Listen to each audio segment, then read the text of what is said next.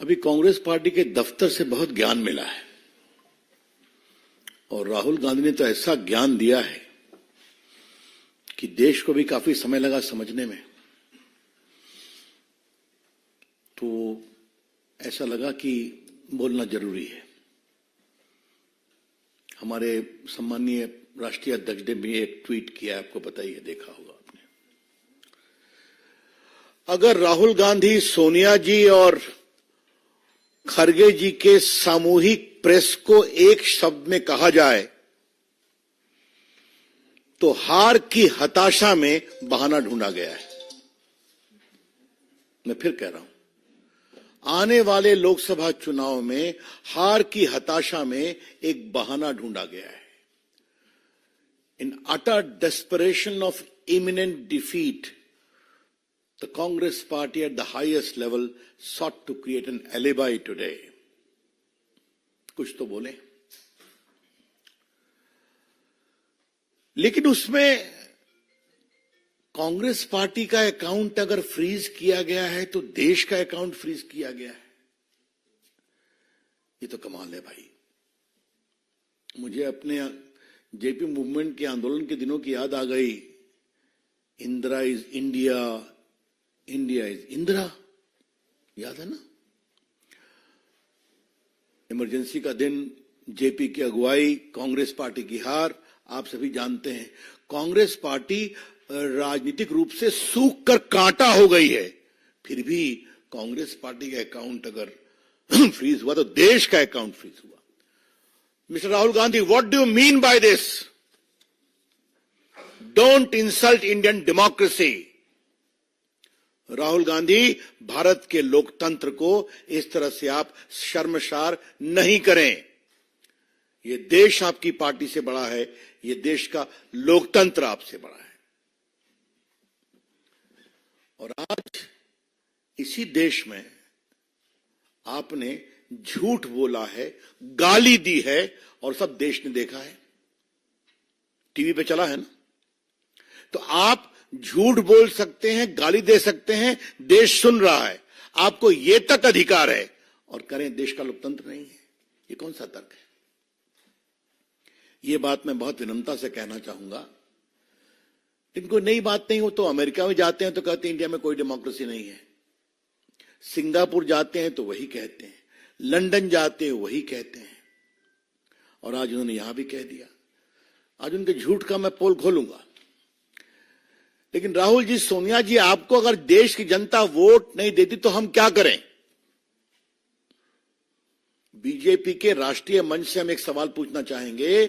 सोनिया जी, राहुल जी, अब खरगे जी से कितना पूछा जाए देखते हैं। आज भी तो उनका नंबर 3 ही था प्रायोरिटी में, हालांकि वो राष्ट्रीय अध्यक्ष हैं। अगर देश के लोग आपको वोट नहीं देते और आगे नहीं देने वाले हैं तो हम क्या करें? अगर राहुल गांधी की ये अपेक्षा है कि भाजपा के मित्र उनके लिए कैंपेन करें तो ये तो हम करने वाले हैं नहीं, क्योंकि उनका तो स्टॉक मार्केट इतना गड़बड़ाया हुआ है।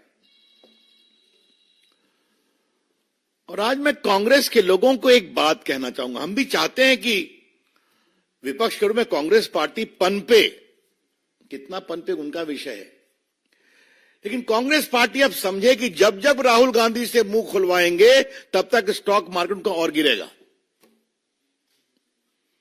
There is a gentle advice to the Congress party. We wish you well, but realize now the more you allow Rahul Gandhi to speak, the more you are losing the ground in the country. अभी आप सोच लीजिए। अब थोड़ा सा राहुल गांधी ने जो झूठ बोला है कि हमारा पूरा बैंक अकाउंट फ्रीज कर दिया तो हम क्या करें, तो आज रिकॉर्ड को स्ट्रेट करना जरूरी है। बाकी इनकम टैक्स का विषय है तो सरकार की ओर से बोला जाएगा, लेकिन अल्प ज्ञान समस्या पैदा करता है। राहुल गांधी जी राजनीतिक विषयों पर कितना होमवर्क करते हैं तो आप जानते ही हैं, लेकिन कानूनी विषयों पर भी जब बोलते हैं तो थोड़ी चिंता हो जाती है। इनकम टैक्स एक्ट का एक सेक्शन 13A है जिसमें सही है कि पार्टियों पर इनकम टैक्स नहीं लगता, लेकिन पार्टी को अपना रिटर्न हर साल फाइल करना पड़ता है, जिसमें बताना पड़ता है कि 20,000 तक कितने हमारे डोनर्स हैं, 20,000 से ऊपर कितने डोनर्स हैं। और अगर आपने ये नहीं फाइल किया हर असेसमेंट ईयर में, तो आपका ये एग्जम्पशन खत्म हो जाता है। ये है section 13A। Let me repeat, under the Income Tax Act section 13A, there is a clear provision that the political party is exempted from income tax, provided they file their return every year as to how much money has come of 20,000 rupees and duly certified auditor's report as to how much they have received from big donation. If you don't do it, you lose that exemption. ये बहुत basic चीज है जिसको समझना चाहिए। अब थोड़ा हम आपको बता दें कि ये जो चिल्ला रहे हैं, 6/7/21 को असेसमेंट ईयर 18-19 के लिए ऑर्डर पास हुआ कि उन्होंने रिटर्न फाइल नहीं किया था। तो रिटर्न फाइल नहीं किया तो एग्जम्पशन खत्म हो गया। एग्जम्पशन खत्म हो गया तो 105,17,29,635 रुपए का डिमांड रखा गया। और मैं आपको बता दूं, इनकम टैक्स एक्ट में धारा 220, धारा 221 में इस बात का पूरा प्रावधान है। कलेक्शन एंड रिकवरी 10 सेक्शन है। कैसे कलेक्शन होगा, कैसे रिकवरी होगी, सर्टिफिकेट होगा, पेनाल्टी लगेगी, मैं पढ़ नहीं रहा हूं, but there is a inbuilt mechanism. उसका टैक्स का प्रोसेस है। आईटीओ ने नहीं किया तो आप अपील में जाएंगे, अपील ने नहीं किया तो आप कमिश्नर के यहाँ जाएंगे, कमिश्नर ने नहीं किया तो आप ट्राइब्यूनल में जाएंगे, ट्राइब्यूनल नहीं किया आप हाई कोर्ट जाएंगे, सुप्रीम कोर्ट जाएंगे। इससे ना संजय मयूख को मतलब है, डॉक्टर पात्रा को मतलब है, ना मुझे मतलब है, ना भाजपा को मतलब है। This is a routine tax process. और राहुल गांधी ने सफेद झूठ क्यों बोला है, यह आज देश को भाजपा के राष्ट्रीय मंच से जाना जरूरी है। हर जगह उनका स्टे रिजेक्ट हुआ, उस पेनाल्टी में अकाउंट फ्रीज हुए, टैक्स नहीं दिया, और झूठ बोले आज। अब देखिए, इन्होंने जब इनको पेनाल्टी लगी तो ये सीआईटी अपील के यहां गए, ये स्टे एप्लीकेशन रिजेक्ट हो गया। इस बात को समझिए। इसलिए अब बिल्कुल रीजन ऑर्डर पर गया। उसके बाद फिर ये गए सीआईटी के यहां, कमिश्नर अपील के यहां, वहां भी रिजेक्ट हो गया। इनका देखा गया 135 crore tax plus interest add किया गया। फिर आईटीएटी जो इनकम टैक्स ट्राइब्यूनल है, उन्होंने इनका स्टे पिटीशन डिसमिस कर दिया। अब इसके खिलाफ ये हाई कोर्ट गए और माननीय दिल्ली उच्च न्यायालय ने 13 मार्च को वो भी रिजेक्ट कर दिया। और 13 मार्च को क्या कहा, जरा वो हम बताना चाहते हैं थोड़ा मित्रों के लिए।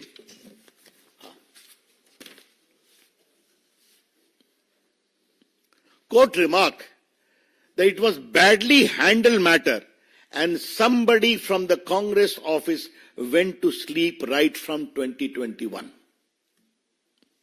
Merely because someone chose to wake up and put you on notice in February will not change those facts. फिर कोर्ट ने बाकी किया, इनका लंबा ऑर्डर है, इसको रिजेक्ट कर दिया। अब ये सुप्रीम कोर्ट गए हैं। सुप्रीम कोर्ट में 1 अप्रैल को सुनवाई है। राहुल गांधी जी, आज आपने अपनी प्रेस में इसको क्यों छुपाया? आपकी पार्टी अपील में गई, आपकी पार्टी आईटीएटी में गई, आपकी पार्टी हाई कोर्ट में गई, आपकी पार्टी सुप्रीम कोर्ट गई है। आपने क्यों छुपाया? और जैसा हमने बताया, इनकम टैक्स में इस बात का प्रावधान है कि अगर आपके पास ड्यू है, आप ड्यू नहीं देंगे तो रिकवरी में आपका बैंक अकाउंट फ्रीज हो सकता है। और जहां तक मेरे को स्मरण आता है कि लियन 135 करोड़ का इनके बैंक अकाउंट पर कोर्ट ने डाला था कि आप 135 करोड़ मत छूइए, बाकी ऑपरेट करिए। देखिए समस्या क्या है, कांग्रेस पार्टी हिसाब किताब रखना भूल गई है। कोई दिक्कत नहीं है उसमें। जो हमारे वरिष्ठ पत्रकार बैठे हैं उनको याद होगा, कांग्रेस के एक अध्यक्ष होते थे, न खाता न बही, जो डॉट डॉट कहे वो सही। याद होगा लोगों को, मैं नाम नहीं ले रहा हूं, मैं नाम नहीं लिया। तो ये हो गया। अब मैं आपसे कहना चाहता हूं कि ये उनका 95 में 53 करोड़ लगा था, और उसके बाद बाकी भी इनका 14, 15 से 20, 21 मैंने बता दिया। और ये सारी बातें जो चल रही हैं, इलेक्टोरल बॉन्ड्स पर भी कहा है, बाकी कहा है, मेरे डॉक्टर पत्रा उस पर बोलेंगे, क्योंकि बहुत धन्यवाद। हाँ, बस 2 मिनट और। Don't become impatient like Rahul Gandhi. Of course not sir. Cool. तो मैं कह रहा था कि ये क्या मतलब है इसका, कितना झूठ बोलेंगे राहुल गांधी आप। और आज राहुल गांधी ने कोर्ट के बारे में कहा है, इलेक्शन कमीशन के बारे में कहा है, मीडिया के बारे में कहा है, सब चुप हैं। Rahul Gandhi ji, please apologise for castigating these institutions. आप कोर्ट गए हैं ना, दिल्ली हाई कोर्ट में रिजेक्ट हुआ है ना आपका, सुप्रीम कोर्ट में 1-4 को सुनवाई है ना आपकी, आप आईटी अपील में गए ना, आप ट्राइब्यूनल में गए ना, तो आप कोर्ट के प्रोसेस में गए कि नहीं गए? तो आप कैसे कह रहे हैं कि कोई सुनवाई नहीं हो रही है आपके? वैसे क्या कहा जाए, मैं तो आपसे कई बार बात कर चुका हूं, इस परिवार ने किस तरह से नेशनल हेराल्ड की 5,000 करोड़ की संपत्ति हथिया ली, वो भी केस चल रहा है, चर्चा कर चुके हैं कि बिना सिर्फ 50 लाख के इन्वेस्टमेंट पर 5,000 करोड़ की संपत्ति परिवार ने ले ली, जिस ट्रस्ट में सोनिया जी और राहुल गांधी के 76% शेयर थे। तो मित्रों, मुझे लगा कि देश को यह बताना जरूरी है। तो राहुल गांधी जी, आपकी हार तय है, सोनिया जी आपकी हार तय है। देश मोदी जी के साथ आगे बढ़ना चाहता है, लेकिन आज आपने दुनिया में भारत के लोकतंत्र को बदनाम किया है। I repeat, by this utterly irresponsible, shameful comment, Sonia ji, you and your son have shamed Indian democracy globally. मत करिए। हमें भारत के लोकतंत्र पर गर्व है, हमें भारत की मीडिया पर गर्व है, हमें भारत के न्यायपालिका पर गर्व है। अभी तो देखा इलेक्टोरल बॉन्ड में फैसला हुआ कि नहीं हुआ, बाकी होता है, यही तो देश है। तो मुझे लगा कि ये फैक्ट सामने रखें, और राहुल गांधी के एनजीओ मित्रों से आग्रह है, उनको जब प्रेस के सामने आप खड़ा कर देते हैं तो थोड़ा तो होमवर्क करा दिया कीजिए, क्यों उनकी जगहसाई कराते हैं? आपके वो युवराज हैं, आपके लोग उनको भविष्य के प्रधानमंत्री बनाने के लिए व्यग्र हैं, तो थोड़ा सा रंगाई पुताई ठीक से किया कीजिए। धन्यवाद। मित्रों, मेरा विनम्र निवेदन माननीय डॉक्टर संबित पात्रा जी से होगा कि आपको संबोधित करें। बहुत अभिनंदन माननीय रविशंकर प्रसाद जी का, हम सबके जो प्रवक्ता हैं उनके मार्गदर्शक हैं। बहुत धन्यवाद आदरणीय संजय मयूख जी का। And let me tell you, when it is to speak about Rahul Gandhi, yes I am a bit impatient. इतना कुछ रहता है राहुल जी के बारे में बोलने के लिए कि हम अपने दिल की तड़प को रोक नहीं पाते। तो I am sorry I intruded, but I really wanted to speak about the facts, quoting what Rahul Gandhi really means. अभी बहुत ही उम्दा तरीके से, बहुत ही बड़े तरीके से एक्सपर्ट के रूप में आदरणीय प्रसाद जी ने यह समझाया कि किस प्रकार, जहां तक बैंक अकाउंट फ्रीजिंग का सवाल है, यदि आप हिंदुस्तान के कानून के हिसाब से कोट अनकोट आप डिफॉल्टर हैं, तो you will be treated as a defaulter. ये जो सेंस ऑफ एंटाइटलमेंट है गांधी परिवार की, हम डिफॉल्ट भी करेंगे और डिफॉल्ट करने के पश्चात हमें इस देश के कानून के प्रावधानों को पालन करने से राहत दिया जाएगा। The era of this kind of entitlement is over under prime minister Narendra Modi.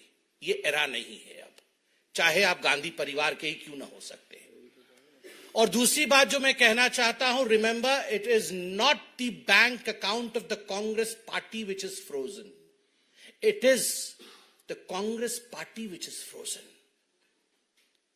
Congress party आज फ्रोजन है। आप सोचिए, हम आश्चर्यचकित हैं रात भर सोते नहीं है हम में से कुछ लोग। कभी कभी 2 दिन 3 दिन जब सीईसी की मीटिंग होती है, माननीय प्रधानमंत्री आते हैं, 4 बजे प्रधानमंत्री यहां से जाते हैं।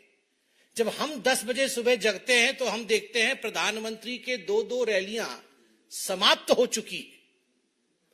जो देश का प्रधानमंत्री, जिस देश के प्रधानमंत्री सुबह 4 बजे जाकर के हम 2-1 दिन में थक जाते हैं, हर दिन का रूटीन प्रधानमंत्री नरेंद्र मोदी जी का है 4 बजे जाना, 6 बजे कहीं और पहुंच जाना, 9 बजे लोगों के बीच में रहना और फिर 4 बजे तक यहां कार्यालय में बैठक करना। आपको क्या लगता है कौन जीतेगा?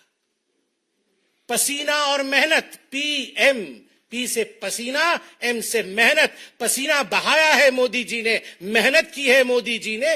जीत पसीना और मेहनत की होती है, पीएम ऐसे ही कोई नहीं बन जाता है। बॉन्ड्स के बारे में बात हुई, हिसाब का किताब भी है यहां पर। बिना हिसाब किताब के नरेंद्र मोदी जी के युग में बात नहीं होती। कागज है हमारे पास। बताइए, आज भारतीय जनता पार्टी के 303 सांसद है, 55% जो आज मेंबर ऑफ पार्लियामेंट है वो बीजेपी के हैं। 48 सांसद, 9% सांसद कांग्रेस पार्टी के, 11% सांसद 24 द्रविड़ मुनेत्र कझगम डीएमके के, ऑल इंडिया तृणमूल कांग्रेस के 4% सांसद है, 22 सांसद है। आप यहां पर जान के आश्चर्यचकित हो जाएंगे, जहां भाजपा को 6,000 करोड़ रुपए बॉन्ड के रूप में मिला, वहीं टीएमसी को लगभग 1400 करोड़ और कांग्रेस को भी लगभग 1400 से अधिक करोड़ रुपए बॉन्ड के रूप में मिले। सवाल उठता है, 9% सांसद और 1400 करोड़ रुपए आपको बॉन्ड के रूप में मिलता है। किसने आपको ये बॉन्ड दिया है? आप वो सूची जारी करिए। और कल हमारे माननीय गृह मंत्री जी ने टीवी चैनल में इंटरव्यू के समक्ष बताया कि जब ये बॉन्ड की नीति पार्लियामेंट के फ्लोर पे रखा गया था, the witness is sitting amidst us, Ravishankar Prasad ji was the witness when the electoral bonds were discussed. We don't have our senior colleague, the senior colleague of mister Ravishankar Prasad, Shri Arun Jaitley ji, how fluidly, how tangibly he had explained the electoral bonds. What was the basic requirement of the electoral bond? Electoral bond की basic requirement थी electoral reform, जिससे कि जो खर्चा election में होता है उसमें काला धन कैसे कम हो, ब्लैक मनी कैसे कम हो, और जो लोग डोनेट करते हैं उनको लगता है कहीं हमारे ऊपर बाद में आक्षेप न लगे, कहीं हमारे ऊपर विंडिक्टिव एटीट्यूड न रखा जाए, तो एक पर्दा का भी बीच में रहे।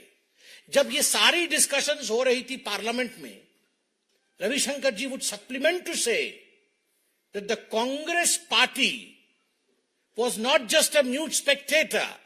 The Congress party was supporter of this system. जब ये सिस्टम बनाया गया तो कांग्रेस पार्टी ने इसे सपोर्ट किया था। मगर आज आश्चर्य का विषय है, जैसे रवि जी ने कहा कि ये बहाना ढूंढने का जो तरीका है कि आज हम हार रहे हैं, हमसे ना हो पाएगा, तो किसके सर पे नारियल फोड़ना है? तो इलेक्टोरल बॉन्ड के सर पे नारियल फोड़ देना है, इलेक्शन कमीशन के सर के ऊपर नारियल फोड़ देना है, टोपी पहनाना है तो आप बैंक अकाउंट के ऊपर टोपी पहनाना है। किसी इनकम टैक्स अथॉरिटी ने नहीं कहा है कि आप अपने बैंक अकाउंट को यूज नहीं कर सकते। सही शब्द का प्रयोग किया गया, एक लियन लगाया गया है कि 115 करोड़ रुपए से अधिक इतना आप छोड़ दीजिए क्योंकि ये बकाया है, उसके ऊपर जो आप खर्च करिए ना।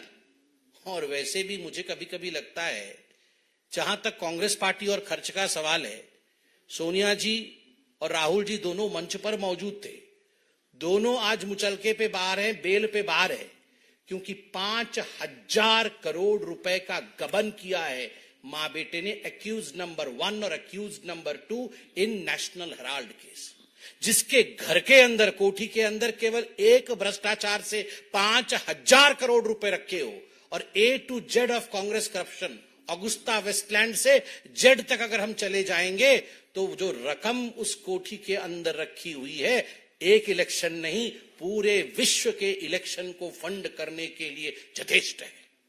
आज दुख इस विषय का है, सुबह जब टीवी ऑन किया गया, हम सब ने टीवी पे एक समाचार देखा। आप सब ने टीवी पे मुख्य हेडलाइन में क्या चलाया कि the prime minister of India Shri Narendra Modi had a कि जेलेंस्की और पुतिन दोनों ने कहा कि हिंदुस्तान के चुनाव के पश्चात मोदी जी आप यहां आइए पीस मेकर के रूप में। आज पूरा विश्व जानता है कि 2024 के चुनाव का नतीजा क्या होने वाला है और बम्पर जीत के साथ नरेंद्र मोदी जी पुनः प्रधानमंत्री बनने वाली है। शक्ति की जीत होने वाली है, मां दुर्गा की जीत होने वाली है, इसमें कोई दो मत नहीं है। मगर ठीक उसी दिन जब पीस मेकर नरेंद्र मोदी आप लोगों ने चलाया तो इस नैरेटिव को पीस पीस में बांटने के लिए, काटने के लिए राहुल गांधी, सोनिया गांधी और मल्लिकार्जुन खड़गे तुरंत उतर आए मैदान। When peans were being sung for India's greatness, जब hymns were being sung for India's greatness and India's democracy worldwide, the Congress descends, choose to descend, not to defend India, but to defame India. यह है गांधी परिवार का विषय। और मुझे तो आश्चर्य होता है संजय जी, 2 बिहार 1 उड़ीसा है, ये गाड़ी नहीं चल पाएगा भैया। वो जो राहुल गाड़ी है उनमें फ्यूएल नहीं बा, फ्यूएले नहीं बा। अब कितना लॉन्च करें, उसमें फ्यूएल नहीं है, वो कैसे चलेगा आप बताइए। और जो मैक्सिमम रिटेल प्राइस को मिनिमम रिटेल प्राइस बोल रहा है वो गाड़ी चलेगा। जो बोल रहा है बनारस के सभी यूथ नशेड़ी है वो गाड़ी चलेगा। जो बोल रहा है राम मंदिर जैसे विराट विषय, आत्मा के विषय, स्पंदन के विषय पे बोल रहा है, देखिए ऐश्वर्या राय नाच रही है, वो गाड़ी चलेगा। वो गाड़ी कभी चल सकता है जो जिस प्रकार की बातें राहुल गांधी अपनी भारत तोड़ो यात्रा में कर, ये फ्यूएल नहीं बा, फ्यूएले नहीं बा। और जब फ्यूएल नहीं है तो गाड़ी चलेगी कैसे। और धन्य है ये कांग्रेस पार्टी, धन्य है ये कांग्रेस पार्टी, चुनाव दर चुनाव सब कुछ जानते हुए कैसे ये गाड़ी लॉन्च होगा उसी मॉडल को लॉन्च कर रहे हैं। नहीं हो पाएगा। अरे टिकट देने के लिए लोगों के आप देखिए बाकी पॉलिटिकल पार्टीज लाइन लग जाती है लोगों के कैंडिडेट से कि हमें टिकट चाहिए। यहां पर कांग्रेस लाइन लगा के खड़ी है लोगों के घर के बाहर, आइए प्लीज टिकट ले जाइए, आइए प्लीज टिकट ले जाइए। टिकट वापस कर दे रहे हैं लोग। मैं फहरिस्त बना के लाया हूं मगर पढ़ना नहीं चाहता हूं, व्यक्तिगत हो जाएगा। अरे हिमाचल प्रदेश में रानी मां बोल रही है कि जमीन पे कुछ नहीं है। जिनका बेटा मुख्यमंत्री बनने के दौड़ में है वो बोल रहे हैं मैं चुनाव नहीं लड़ सकता हूं। रे बाबा, कांग्रेस से चुनाव नहीं लड़ सकता। आप बताइए, जिस पार्टी में कोई चुनाव ही नहीं लड़ना चाहता है उनमें क्या करेगा ईवीएम, क्या करेगा ईवीएम बताइए आप। चुनाव लड़ेंगे तभी तो कोई ईवीएम में बटन दबाएगा ना जाके। चुनाव ही नहीं लड़ना चाहता है कोई, क्या करेगा बॉन्ड उसमें। पहले मैं राहुल गांधी जी से इतना ही कहना चाहता हूं, please bolster the bond between the Congress party and the people. आपका वो बॉन्ड टूट गया है। और जहां तक इनकम टैक्स का सवाल है, राहुल जी आपने इस देश को, आपके परिवार ने इस देश को लूटा है। इनकम कभी नहीं किया है, जितना लूटा है उसी हिसाब से देश ने आपको नकारा भी है। इतना ही कह के हम अपने वक्तव्य को समाप्त करना चाहेंगे। आदरणीय संजय जी, पैसे की वेबसी है ना। बिल्कुल संजय जी ने सही याद दिलाया। संजय जी तुरंत लिख के देते हैं कि धीरज साहू की पैसे। आप बताइए, लगभग 400 करोड़ रुपए अलमारी में, जिसके अंदर दीमक भी कुछ में लग गया था, कुछ में दीमक लग गया था, पैसा भी बेकार। अब ये बोल रहे फ्रीज हो गया है और उसी को फ्रीज बोल रहे होंगे, उसी को फ्रीज बोल रहे होंगे। पैसा सब रखा वो कहां चला गया। अब बताइए, आप 400 करोड़ रुपए अलमारी में बंद कर करके रखिएगा तो आईटी का रेड और ईडी का रेड होगा कि नहीं होगा। और आज आप ईटी, आईटी, जितने भी सीबीआई इत्यादि सबको खराब बोल रहे हैं। हम लोग सीना ठोक के कहेंगे ये बदला हुआ हिंदुस्तान है। अगर धीरज साहू के अलमारी से 400 करोड़ रुपए निकलेंगे तो यहां की एजेंसियां आंख बंद करके नहीं बैठेगी, आंख खोल करके कार्यवाही करेगी, क्योंकि ये पैसा गरीबों का है, हिंदुस्तानियों का है, और ये काम हिंदुस्तान में लगेगा। ये पैसे का काम हिंदुस्तान में लगेगा। इतना ही कह के अपने वक्तव्य को समाप्त करते हैं। धन्यवाद। Friends, before we take questions, एक बात मुझे और, राहुल गांधी जी अमेठी से लड़ने की हिम्मत क्यों नहीं कर पा रहे हैं? अब तो इतना मामला नजदीक हो गया, वायनाड की सेफ्टी में जा रहे हैं, तो आप तो खुद ही चुनाव से भाग रहे हैं, आपके साथी भाग रहे हैं, और आप देश को ज्ञान दे रहे हैं। चलिए मित्रों, एक एक करके हम प्रश्न लेंगे। सबसे पहले रविकांत राय, टाइम्स नव भारत।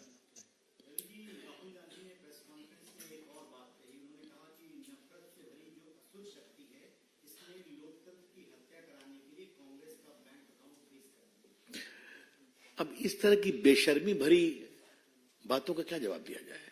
तथ्यात्मक बात हमने कर दी, इसलिए वो कहीं चले थे मोहब्बत की दुकान खोलने, लोगों के बीच बॉन्ड पैदा करने, उनकी पार्टी ही टूटती जा रही है हर जगह से। तो इस तरह की बेसिर पैर के तर्कों का कोई जवाब नहीं। आसुरी शक्ति की अगर बात कहा है तो we condemn it very badly, very strongly. Rahul Gandhi has not only become loud mouth, he has increasingly become loose mouth.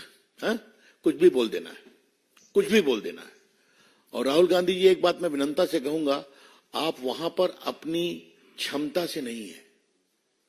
आप जिस परिवार के संस्कार का दावा करते हैं, नेहरू जी, इंदिरा गांधी, राजीव गांधी, उसके कारण है ना, तो कम से कम कुछ तो वाणी में संयम और जिम्मेदारी लाइए। कुंदन।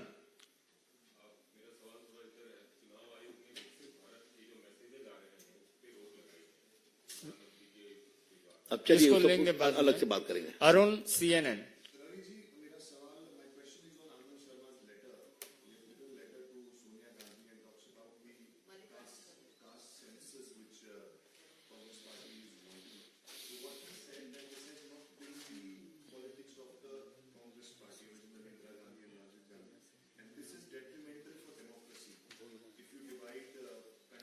अब ये उनके नेता हैं आपस में, तो मतलब उनके लोग ही ऑन बोर्ड नहीं है, तो सच्चाई सामने आ रही है। अब चलिए इस पर वो अपना कमेंट करें, उनको नेता को उन्होंने लिखा है तो।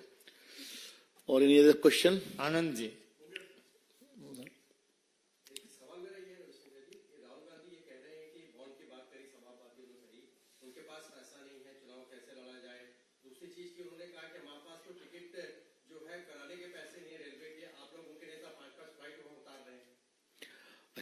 अच्छा लगा।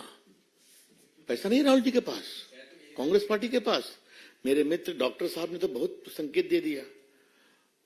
मतलब राहुल गांधी जी, आपको मैं विनम्रता से एक बात कहूंगा कि आपकी सरकार के भ्रष्टाचार को एक्सपोज करने में हमने संसद में कुछ काम किया था ना, और वो कट के बिना कुछ हुआ था क्या? गिनाऊं क्या? 2G गिनाऊं क्या? सबमरीन घोटाला गिनाऊं क्या? अंतरिक्ष देवास गिनाऊं क्या? कोल घोटाला? क्या क्या बात करते हैं आप, और आप करें पैसा नहीं है। अरे भाई, जितनी प्रॉपर्टी के आज आप मालिक हैं बहादुर शाह जफर मार्ग पर, उसके अगर एक फ्लोर को ही आप लीज आउट कर दें तो आपके सब चीज क्लियर हो जाएंगे। क्या बात करते हैं? हिमांशु, आज तक। तो इधर कैसे बैठ गए आप? हाँ बताएं।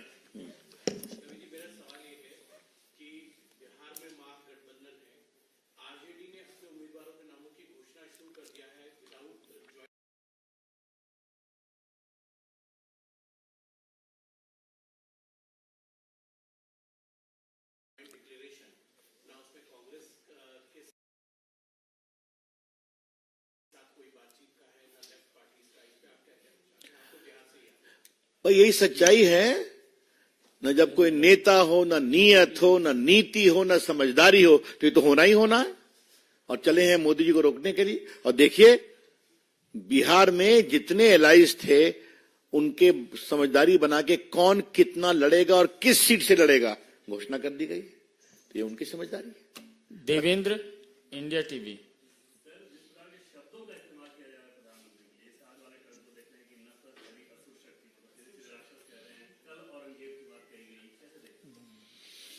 अच्छा है, देवेंद्र जी ने जो सवाल पूछा इसका थोड़ा विस्तार से जवाब देना चाहूंगा।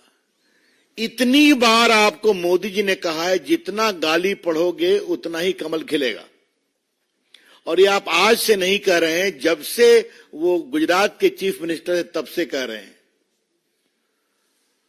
मौत के सौदागर 14 में क्या क्या नहीं कहा, आज भी कह रहे हैं।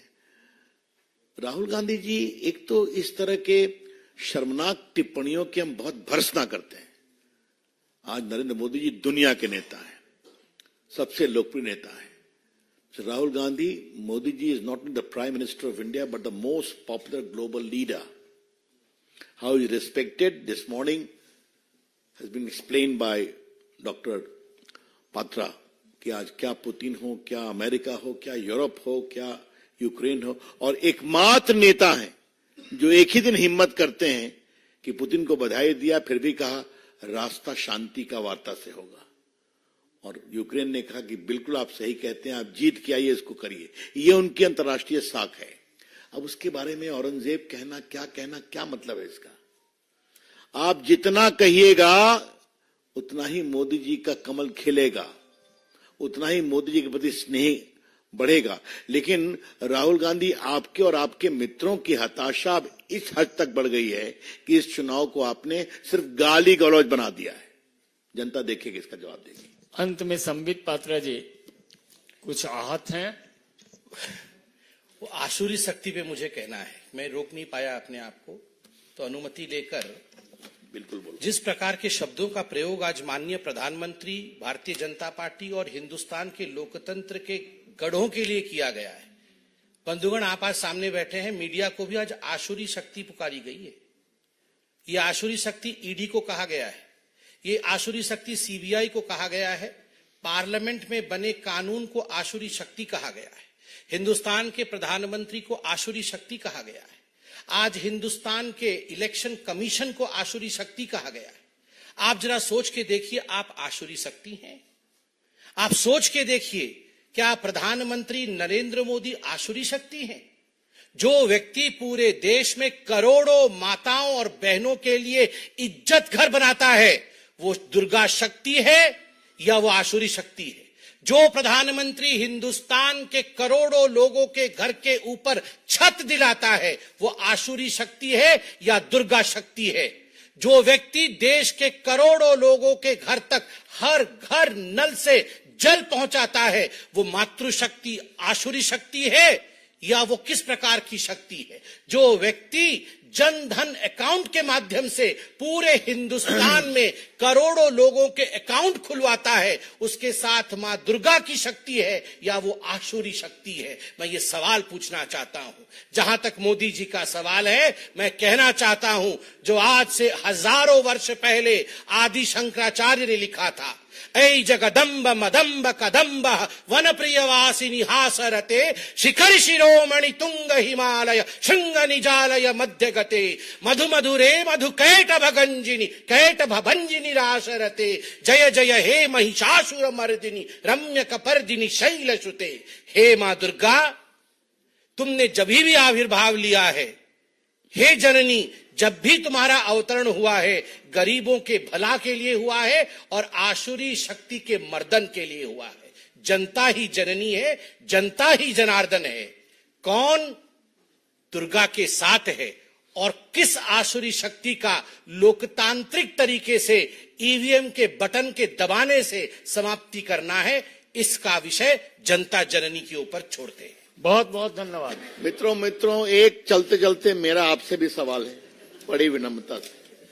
अगर जिन शब्दों का प्रयोग मीडिया के लिए राहुल गांधी ने किया है, अगर उस तरह का प्रयोग हमारा छोटा कार्यकर्ता भी करता, तो आप लोग कितनी पिटाई करते हैं हमारी।